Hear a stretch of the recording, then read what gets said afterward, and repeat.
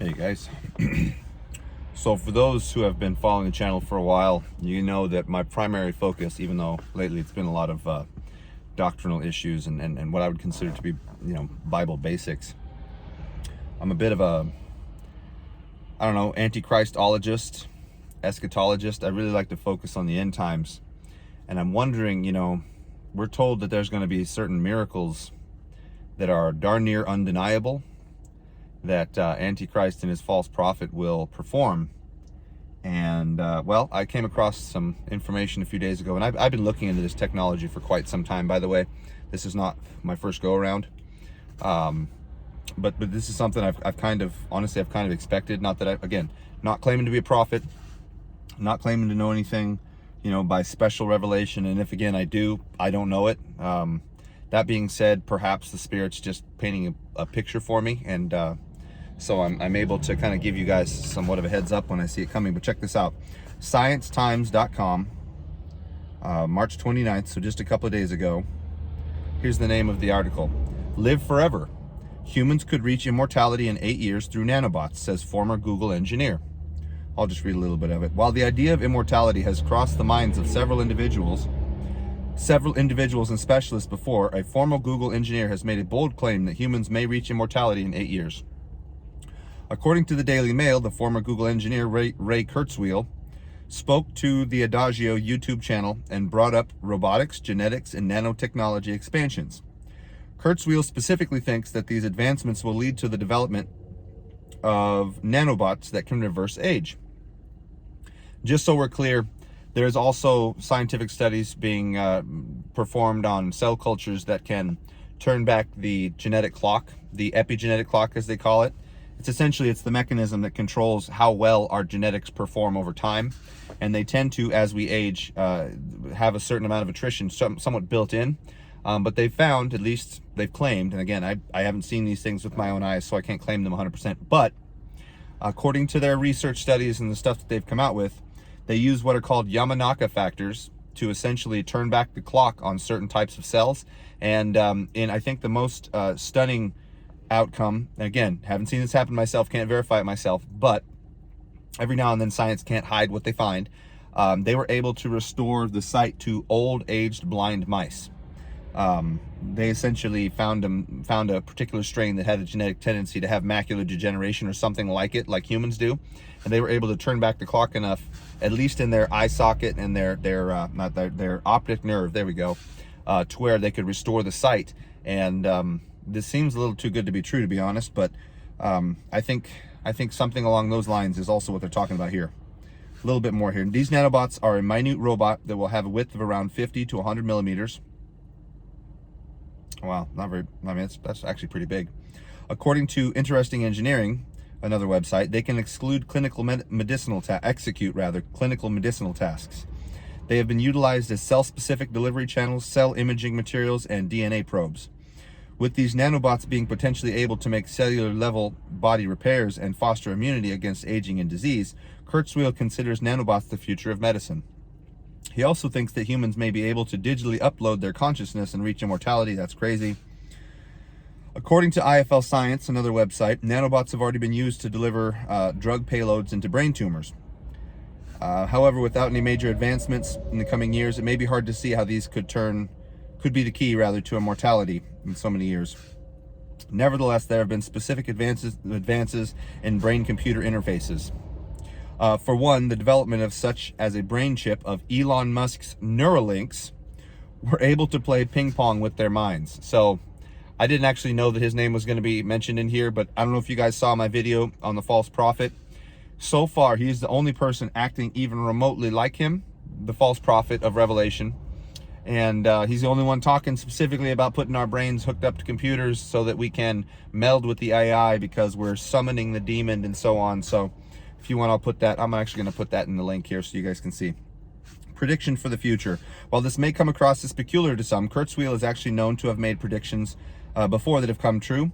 Back in 1990, Kurzweil predicted that computers would beat humans in a game of chess by the year 2000. He also predicted that smartphones would become embedded in daily life. There we go. What am I filming on?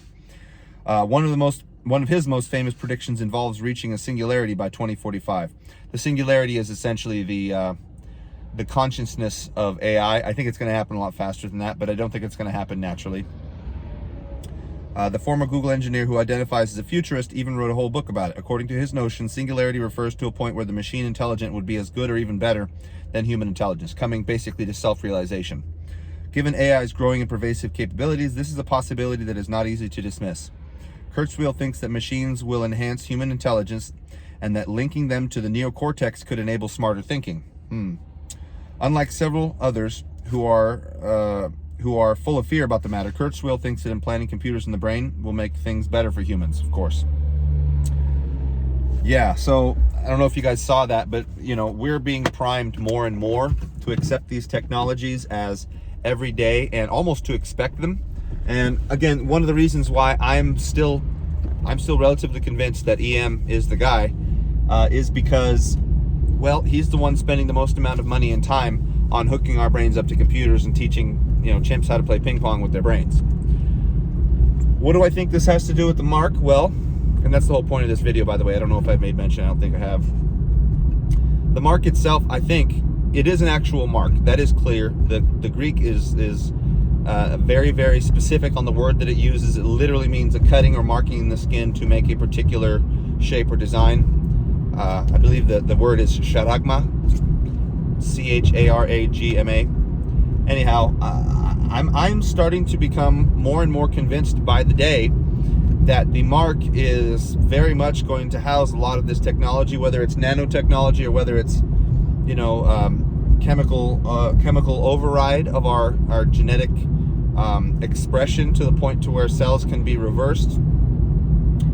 And obviously it's not that God couldn't just allow it to happen like in a mystical way, but the mark literally takes away, it seems, to take away our ability to have a free will choice for or against God, as if we've given up a portion of our free will once we've received it. It's almost as if we become a chimera that is no longer able to be technically willful on its own. However, I also question that on a certain level, because why would the angels be going through the air, the three angels making the proclamation worldwide saying, time to come to the Lord, you're going to be in trouble, turn, don't accept these things, unless their timing is specifically before the mass of the world gets this mark. I have made mention before in other videos that I am of the mind that the mark itself will likely exist before its actual full-on rollout, and that it will be part of the sales pitch, if you will, of the beast's plan. Does that mean that they're going to have a trial run where you can go and have certain parts of the mark implanted in you, like the digital technology or the nanotechnology or the chemotechnology that overrides our cell structures and allows us to turn back the clock and become essentially immortal, physically immortal, not spiritually speaking. Obviously, God being the author of everything and the one who determined that we would die if our parents decided to eat that apple, and they did. The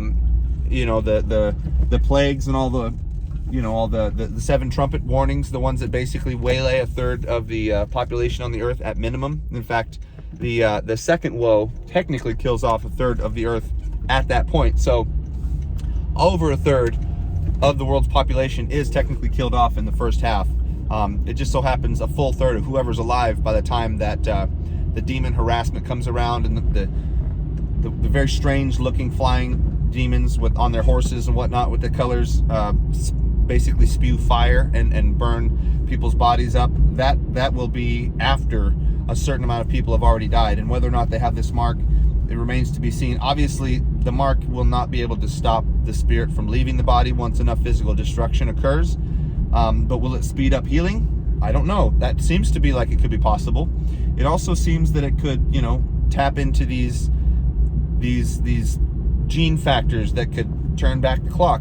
What I guess I'm saying is, and I'm trying not to make, again, I'm not trying to make these statements as if I know for sure, but it is looking like science is going to be used to turn back the biological aging process substantially to a point to where it's going to make like a lot of lukewarm older believers who yearn for their youthful days very, very at risk. It's going to make those who perhaps have a genetic disorder that can be helped. quotes because it's not actually going to be helped, but can on a surface level be perceived to be helpful? I'm guessing so, to be honest. I have a feeling that the mark itself will mean, at least temporarily, that somebody is in a youthful state once again. Their body is essentially rejuvenated. Again, not that it can take away old injury, but maybe it can. I don't know. Clearly, when we see, the Antichrist himself come back from a wound that supposedly was supposed to kill him and leave a giant scar on his face, is it because of the mark and what it does, or is it because of direct interference of Satan and his angels? Never can tell. Don't actually know whether or not it's going to be the mark that's making us young again also, or if it's going to be direct angelic interference. What I do know is that we are being set up to expect these things and essentially yearn for them. And the fact that they're becoming more and more a part of the conversation, much like that article pointed out. I saw a lot of people do reviews on the article too, because obviously that's a big, what with COVID and whatnot, and everybody feeling like we're a lot more fragile than we actually are. We are super fragile, guys. We're like a dry piece of kindling ready to go up in flames.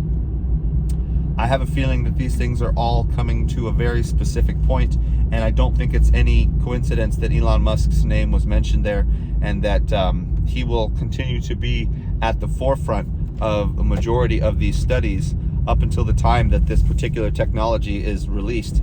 And again, I've made mention also of David Sinclair and his Yamanaka factor studies. What if the mark is a combination of nanotech and biogenetic manipulation that at least, again, temporarily gives users the notion that they would be able to live forever in a world without God and sin and evil and whatnot, because unbelievers don't want to believe the truth about what life is about. That's the reason why they deny who Christ is, because they don't want to hear how sinful they are, how wrong they are, how much they need him, and they live in utter denial of the fact that that is actually the true crux of life and why Jesus ever came to begin with. So, crazy stuff. Just thought I would throw that out there, go over that with you guys. I can't guarantee it, like I said. Who knows? Maybe I'm right. He knows, right? But I just figure, at the very least, from everything that I've studied and from everything I've come to understand about some of the natures of the mark, because again, the Bible's not explicitly clear that it will take away our free will, but it also essentially describes a situation where we have to give it up to get the mark. So, are they intertwined? I'm starting to think so. That's just where I'm at. Comment down below. Let me know what you think, guys. We have to keep our eyes open. We have to be realistic.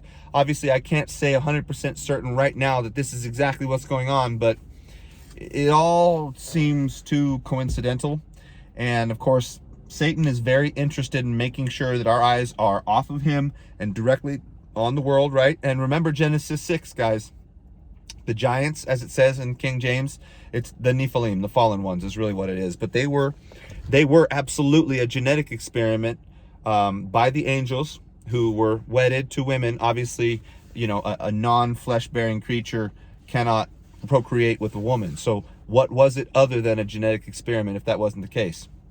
So we should be looking forward to this in a sober way, right? We shouldn't be freaking out, but we should also understand that we were given that experience and that we were given that explanation rather for a reason. And I think that's another one of the ways that the days of Noah are described as the best likeness to what the end times is actually going to be like. And I don't think it's just because there will be so few believers on earth. I think there will also be some severe genetic manipulation going on of human beings. Anyway, let me know what you think. Like, share, subscribe. We'll talk to you guys soon. I'm going to get back to talking about Satan here for a little while.